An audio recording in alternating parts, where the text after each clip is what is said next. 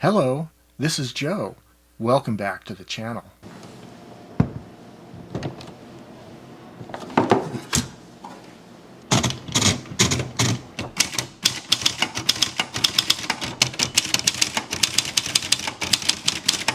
Well, what I have here is a 1967 Royal Century. This is in the same family as the Royal Mercury. It's made by Silver Seiko in Japan, and these are not that common. I only saw two others on the typewriter database, both of them blue, both of them made in the late 1960s. And this came into my possession just recently, just last week, and this is a really interesting typewriter to me.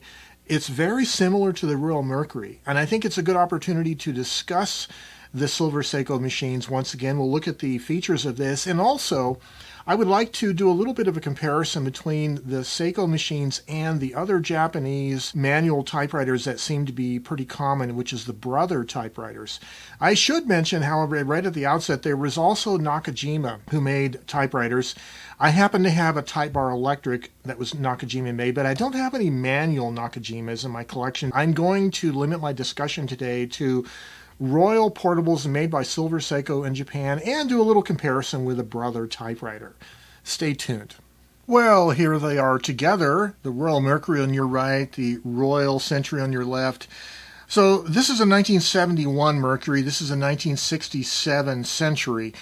I had a 1972 Royal Mercury, and between 71 and 72 they changed the style of the ribbon cover.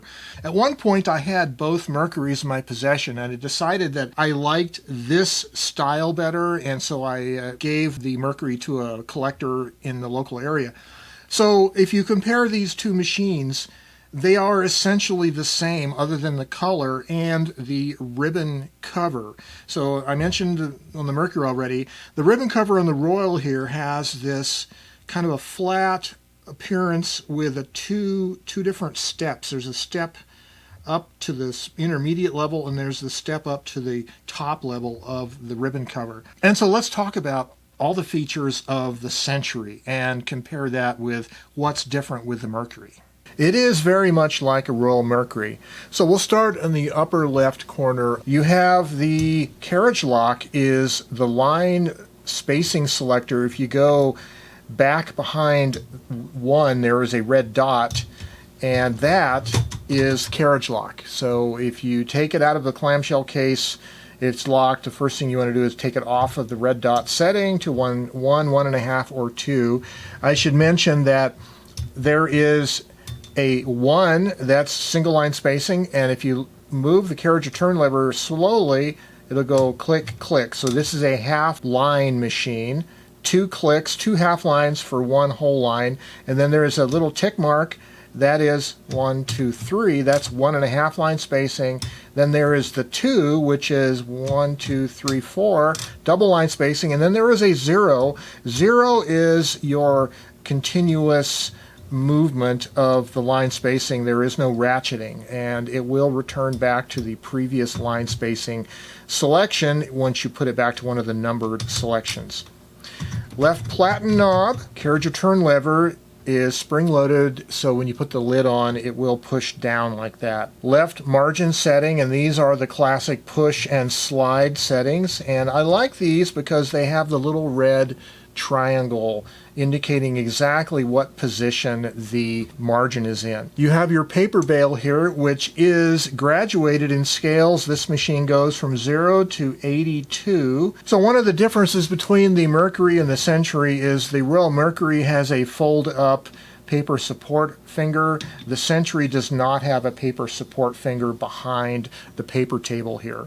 And there is a scale on the paper table. It also goes from 0 to 82, and it corresponds to the scale on the paper bail. So back here on the right side of the carriage, you of course have your right margin setting, and it's the same as the left, push and slide with a red indicator. Then you have the paper release. It's a little different than a lot of other machines.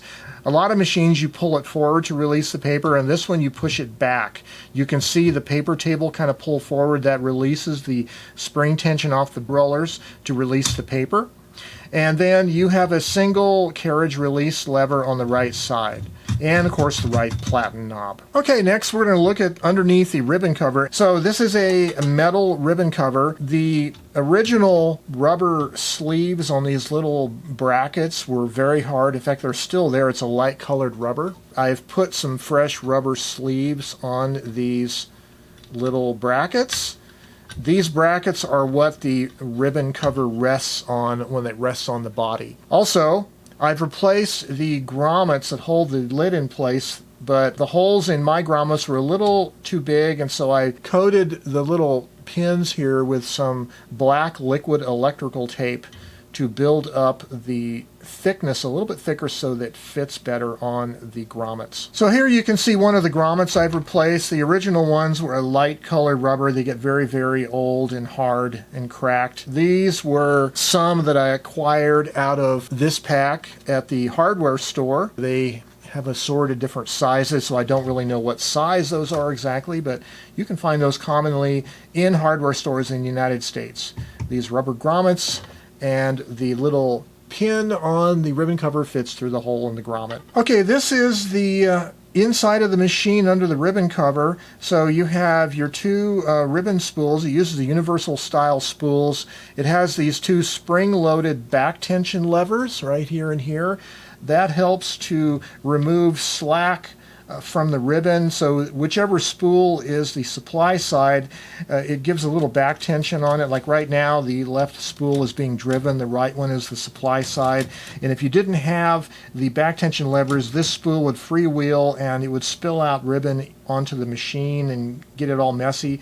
So I like having these back tension levers. Some typewriters don't have them, but they need them, and I'm glad the Royal Mercuries and the Royal Centuries have them. So these are the auto reversing forks. The ribbon threads through the groove in these brackets, and when it gets to the end of the ribbon, the eyelet is too wide to go through the slot in the bracket, so it pulls it instead, and that does the reversing. So a handy way to test your type bars for how smooth they move, whether they hang up or not, is first of all, press down the space bar and hold it. And then secondly, with the same hand, you can see my index finger, I'm going to pull up the ribbon universal bar. This will raise the vibrator in place. It also will engage the escapement and not permit the spring-loaded dog lever to assist the type bars in returning to the home position. So holding the space bar down, holding the ribbon universal bar in the active position, and now when I push a key, the only thing that's returning the type bar back to its home position is the individual spring on the type bar linkage. So this is a really good way to test how free and smooth your type bars move. If you have any that stick or are slow to return, then you need to do some degreasing and cleaning. One of the first things I noticed about this machine when I tested it was the bichrome selection lever was in this position down, but the decal was red in this position and black on this position. And in this position of the lever, it's typing on the top of the ribbon. So this little aluminum decal, which is stuck down with rubber cement, was installed incorrectly from the factory back in 1967.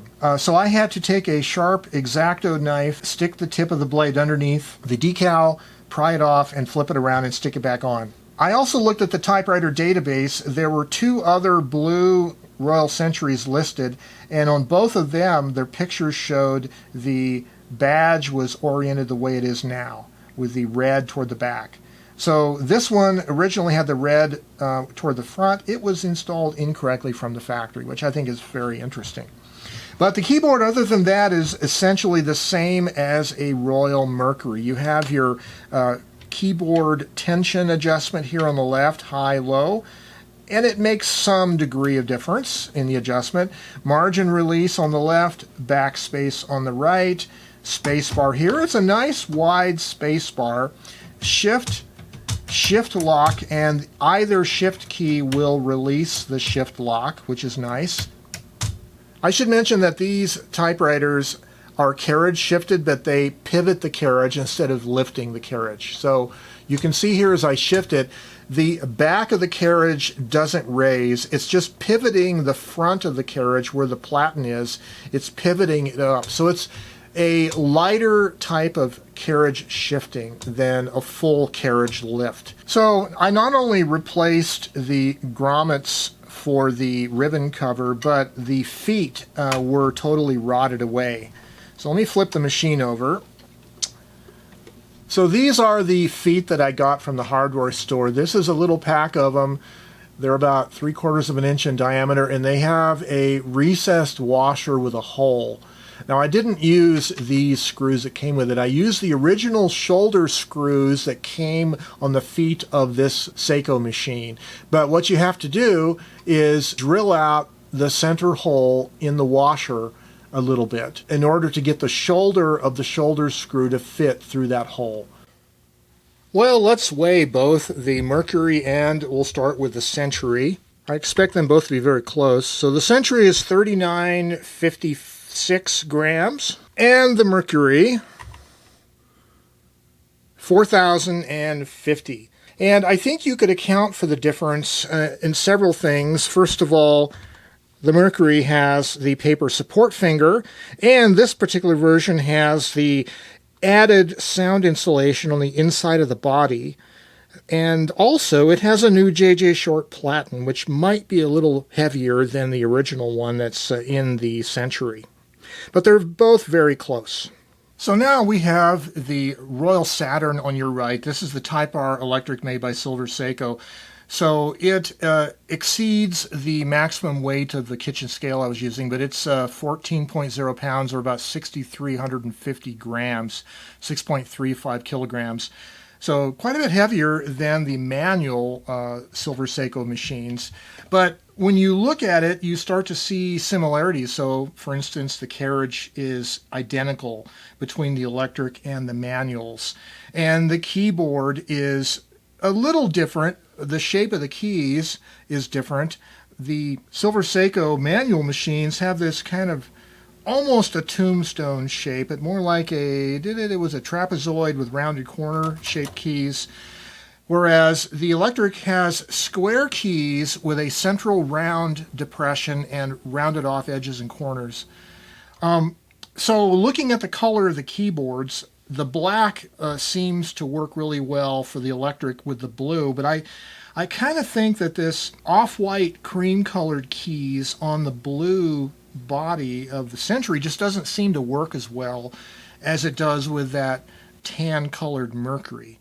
Blue typewriters, there's something really special about blue typewriters. I don't know how you guys think about it, but yeah, blue typewriters are very cool. Another good reason to have this in my collection. Well, I'm not really exactly certain all of the models that Silver Seiko made, but I know that in the case of Brother, they made a lot of different models, not only branded as Brother, but also for other companies like this Kmart 300 Deluxe, for instance. So it's a bit unfair, perhaps, making a comparison between this particular Brother and this Silver Seiko. So first of all, this is a 12-inch carriage, a little bit wider machine. It's going to be heavier. So if we look at the carriages themselves, they both have 1, 1.5, and 2-line spacing. They both have a retractable carriage return arm, but the Brother's, this particular model, locks into place, whereas on the Silver Seiko it's just spring-loaded like that. So there is a paper support finger on the Brother. The Royal Mercury has a paper support finger, but the Century does not. They both have push and slide margin adjustments. They both have a paper scale on the back eraser table and a paper scale on the paper bail, but the Brother has rubber rollers on the bail, whereas the Mercury and Century don't. Other than that, the carriages are pretty much the same. Oh yeah, there is only a right-hand carriage release lever on both machines, but there is a physical carriage lock on the left side of the carriage here, whereas the carriage lock on the Silver Seiko is on the line spacing selector. If you push it back behind number 1 position to the dot, you'll get to the carriage lock position. So the electric Silver Seiko Saturn has tabulator, but neither of these manuals, Century or the Mercury, have tabulator. But of course, this Brother has a tabulator. It's a key set tabulator. You can set and clear it right here. Of course, they both have bichrome setting, and in the case of the Brother, you pull it toward the front of the machine to get red, whereas on the manual Silver Seikos, you push it toward the rear to get the red setting. Keyboards are very much the same. This model of Brother has the repeat spacer feature. There is no repeat spacer on these smaller machines here. And one other feature about the Brother, so both of these have half line increment spacing. So every click of the ratchet is a half a line on both machines. But the Brother has half spacing. So press the space bar or press a key lever and the Carriage moves half a character space. Whereas on the Silver Seiko manuals and the electric Saturn, the first half of the cycle, like when you press the space bar down, it only moves the Carriage about a third or a quarter of a character space. And it moves the rest of the way when you release the key. So that is one feature that the Silver Seikos lack. But if we ignore the difference in size between the Carriages on both machines and just look at the body themselves, the Brother machines look like they are bigger, certainly. They're wider bodied and they are taller than the Silver Seiko manual portables. So in that regard, you can kind of consider the Silver Seiko Century and Mercury to be a smaller machine. And yes, with fewer features, generally speaking. So this raises the question of, well, the Silver Seiko manuals fit into this intermediate category between a slightly bigger portable and the really small portables like, for instance, the Hermes Rocket Baby and the Smith Corona Skywriter.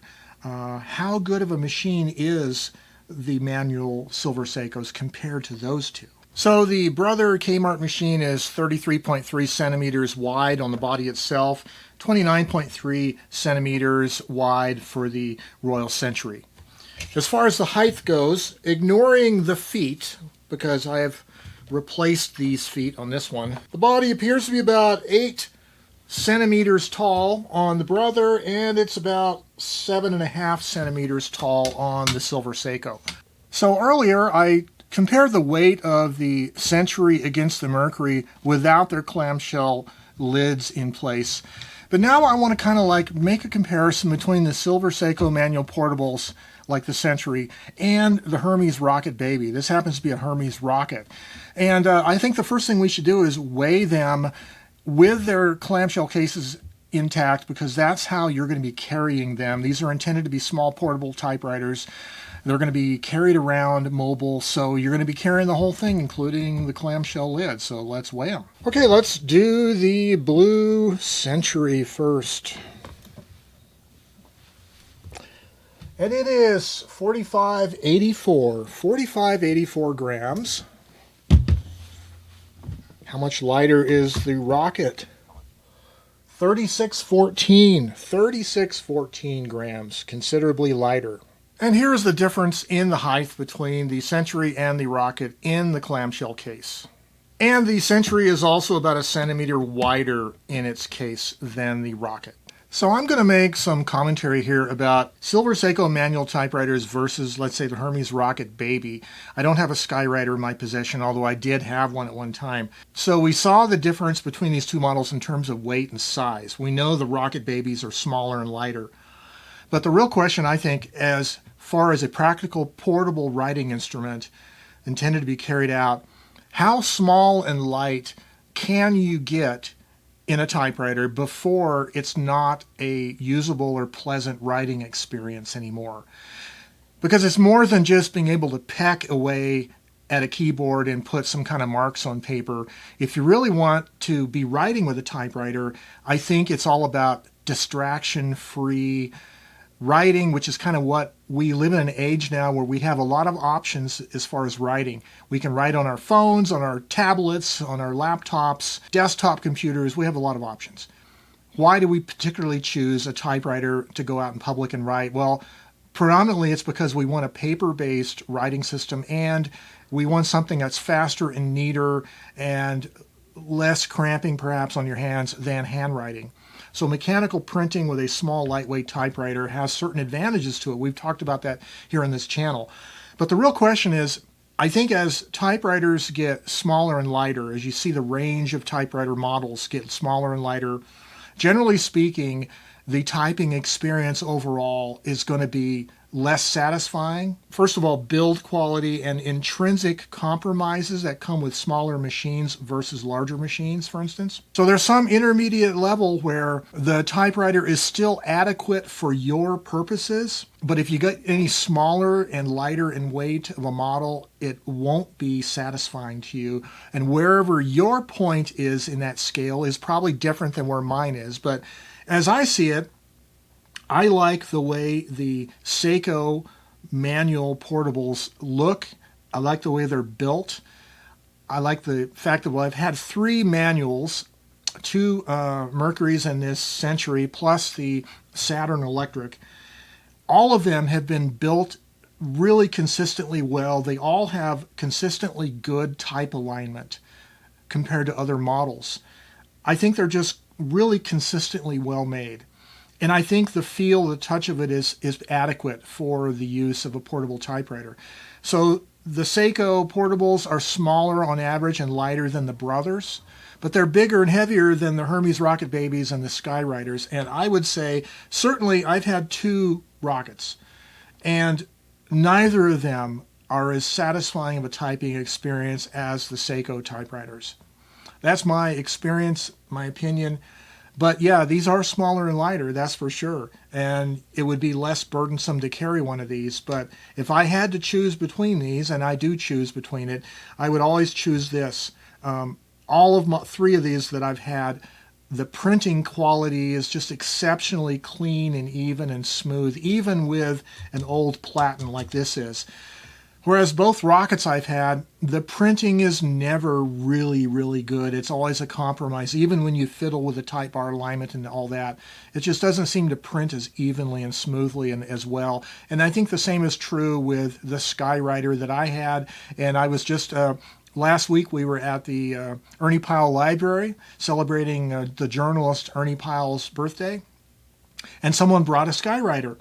And I used it, I looked at it, and they had some questions about it. It's not in perfect working order, and I've seen that to be true with a lot of those typewriters. So I just find the Silver Seiko models are built really well. They seem to be consistently well made, well aligned.